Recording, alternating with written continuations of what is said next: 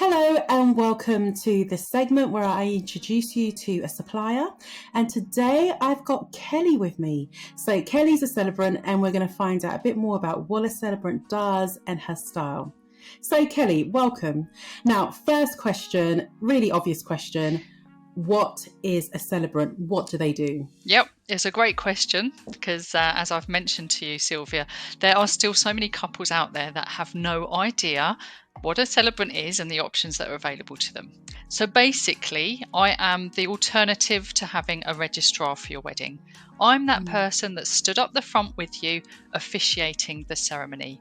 However, it's completely different to what a registrar does because I get to know my couples and I write literally every single word of the ceremony just for that couple. So there are no two wedding ceremonies that sound or look the same. It is a truly unique service.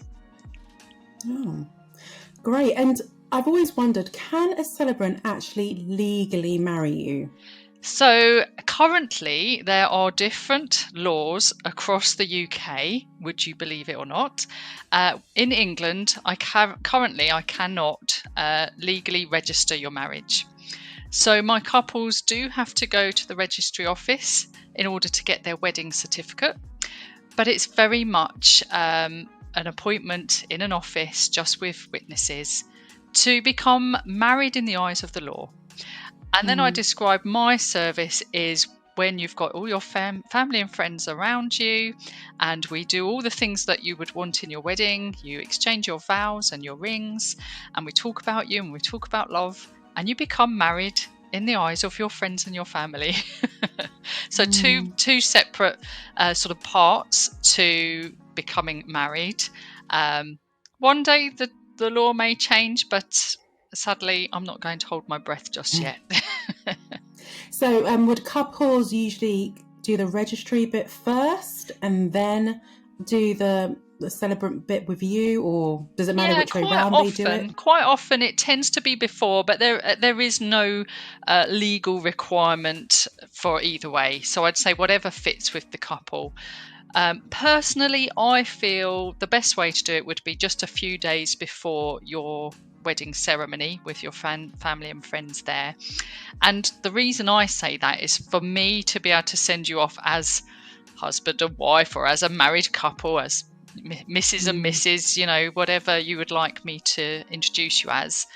It's much easier on the tongue to be able to say that if you actually are. I think it just makes a lot more sense to me that you've done your legal process, but now we're doing your ceremony. Okay, no, understood. So can you tell us what type of venues would a celebrant do what they do? Like what kind of, are there any particular venues, any ones you can't do? There's no particular venues because we're not operating within the law. We do not have to work solely at licensed venues, but it also means we're not excluded from licensed venues. So I have worked in all types of places, from manor houses, hotels, community halls, restaurants. I've been in grandma's garden and we can operate sort of ceremonies within marquees, those structures that, wouldn't normally be licensed for legal marriage. We can operate under those terms too. So there's no rules about the when and the where and what is said, which is really lovely. Great. And what kind of couples come to you? Do you have a typical type of couple that would choose you, the celebrant, over, say, a priest or other religious leader or a registrar? Yes, I think most couples, if they're looking for a very religious service, then they're going to choose their place of worship.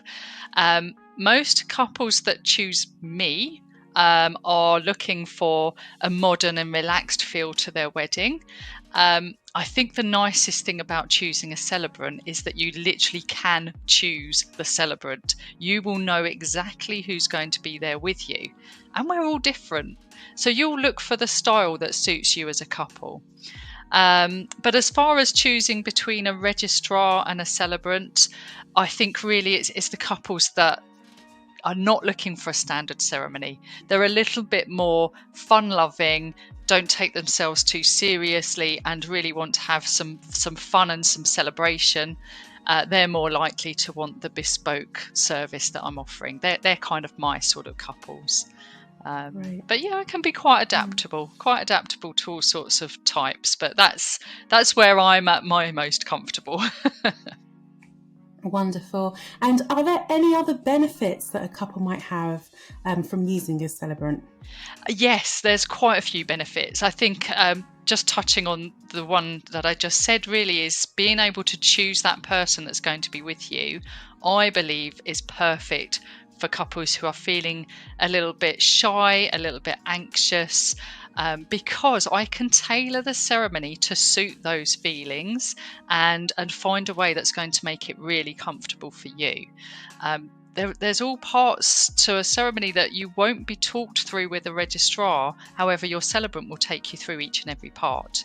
And by that, it could be that you want to sit down for quite a lot of the ceremony and you want to be just to one side and kind of allow us to take that limelight from you and just have you standing for the special parts where you're going to do your vows and your rings. But also another amazing upside to having a celebrant, especially if you're using an independent celebrant, is that we can add religion into your ceremony. So it won't be the full religious service that you would get in your place of worship, but we can add elements of those religions. And that works really lovely for couples who are of mixed faith, because I can blend that into just one ceremony. We can literally have parts of both of your kind of backgrounds and cultures and religions into just that one ceremony. Wonderful. That sounds really good and definitely an option for couples. Like you said, if you want to get married in a venue that maybe isn't licensed, or you want a more personal service, or mixed faith religions. I didn't think of that before, so I think that's a really good option to have a celebrant for that. And are we allowed to also mention, Kelly, that you have been a celebrant on a very popular show? I wonder what that was. So she really knows what she's talking about. So Married at First Sight. So you have actually married couples on TV. Yes. Yes, yeah, that was really exciting, I have to say. That was very difficult for me, because I am so used to meeting my couples and writing about them. Yet here I was trying to write a service about two people. I literally had no idea. I literally had two names on a piece of paper and I had to write something for them. So it was quite challenging, but it was a lot of fun. Oh, great.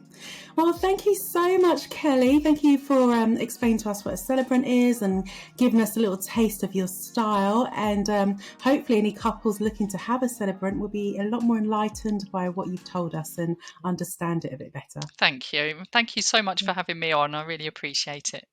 Thank you.